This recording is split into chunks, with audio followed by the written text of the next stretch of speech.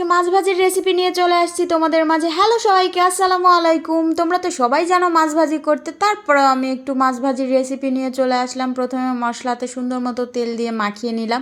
মাছ ভাজিতে যা যা লাগে, হলুদ গুঁড়ো, লঙ্কা গুঁড়ো, লবণ, আদা বাটা দিয়ে সুন্দর মতো আমি মাছটাকে গায়ে হলুদ করে নিচ্ছি। মাছটা গায়ে হলুদ হয়ে গেলে তারপরে হবে ফ্রাই। তো গায়ে হলুদ কেন করে? ভাজার জন্য।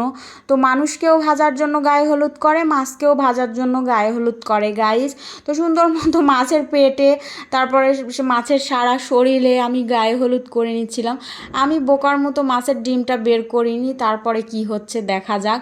তো আমি সুন্দর মতো গায়ে হলুদ করে নিয়ে এটা একটু ম্যারিনেট করতে রেখে দিলাম 10 মিনিট। তারপরে আমি ফ্রাই প্যানে চলে যাব, তেল গরম করে এটা ভাজতে দিয়ে দিব। তো তোমরা মোটামুটি সবাই রান্নাবাড়ি জানো, তারপরেও আমি একটু বলে দিচ্ছি। তো আমি একটু কিপটা টাইপের আছে, এই জন্য অল্প একটু তেল দিয়েছি ফ্রাই প্যানে। তো আরও তেল দেওয়া লাগতো, বাবারে বাবা আমি ডায়েটে আছি, এত তেল আমি দিব না। তারপরেও আমার পরিমাণে অনেক তেল দিয়ে দিয়েছি। তো মাছটা দুইটা অংশ ভাগ করে, মানে মাঝখানে কেটে যদি আমি ফ্রাই করতাম তাহলে আরও ভালো হতো। ভিডিও করার সূত্রে আমি গোটাই রাখছি, যে গোটাই ভিডিওতে সুন্দর মতো দেখাবো। আর এই একটা মাছ আমরা তিনজনে মিলে খাবো, একটা মাছ একজনে খাওয়া অসম্ভব। আর এই মাছটা আমি কিনছিলাম একটা কাকুর থেকে, আমাদের বিল্ডিংয়ে প্রতিদিন এই কাকুটা মাছ দিয়ে যায়। তো এই মাছটা বলছিল বিলের মাছ, অনেক সুস্বাদু হবে বলছিল, পুকুরের না।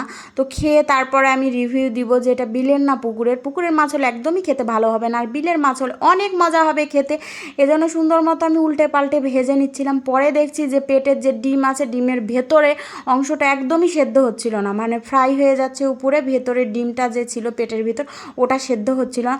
পরে আমি কি করছি, মাছের পেটের থেকে ডিমটা বের করে নিচ্ছি, নিয়ে সুন্দর মতো ভেজে নিচ্ছিলাম। আর আমি একটু পেঁয়াজ কুচি ছড়িয়ে দিচ্ছিলাম, এখানে একটু কাঁচামরিচ দিলেও ভালো হতো, আমার মনে ছিল না।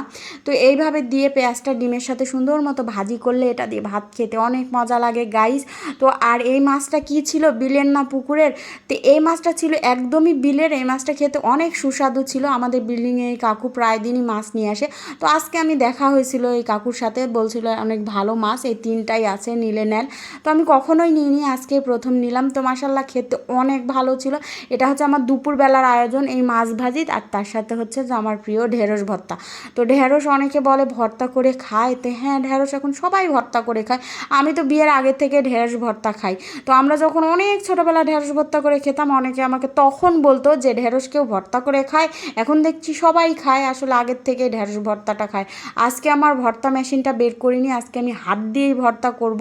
তো আমার মেয়ে বলছিল মাম্মা আমি একটু হাত দিয়ে ভর্তা করো। তো ভর্তা মেশিনে প্রতিদিন ভর্তা খেতে ভালো লাগে না, হাতে ভর্তা করলে এক্সট্রা এক স্বাদ আসে, যেটা ওই ভর্তা মেশিনে করলে হয় না। তো আমি সুন্দর মতো শুকনা মরিচ হাত দিয়ে মেখে, পেঁয়াজ দিয়ে মেখে আমার ঢেঁড়স ভর্তাটা দিয়ে দিলাম, মানে ঢেঁড়স সেদ্ধটা।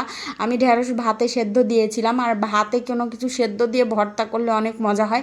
এমনিতে কড়াই সেদ্ধ করে ভর্তা করলে অত মজা লাগে না। তো সুন্দর মতো হাত দিয়ে মেখে নিলাম। আমি একটু তেলও দিয়েছিলাম সরিষার, তো ঘানিতে ভাঙা আমাদের বাড়ির সরিষা তেল, খেতে অনেক মজা ছিল বন্ধুরা। তো আজকে এই পর্যন্তই, আল্লাহ হাফেজ।